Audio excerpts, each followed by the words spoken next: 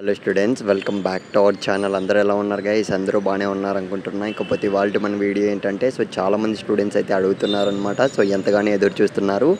SV junior college and Sri Padmavati women's junior కాలేజీకి సంబంధించి list 3 అనేది ఎప్పుడు రిలీజ్ చేస్తారు బ్రో?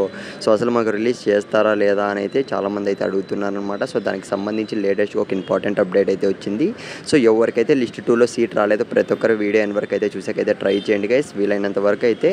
ఇకపోతే గైస్ ఏపీ ఆర్జుకేటెడ్ ట్రిపుల్ సంబంధించి ఇంకా అప్లై చేసుకోకుంటే ప్రతి ఒక్కరైతే అప్లై అయితే చేసుకునేయండి. ఇంకా మనకు 25th వరకు అయితే ఛాన్స్ ఉందన్నమాట.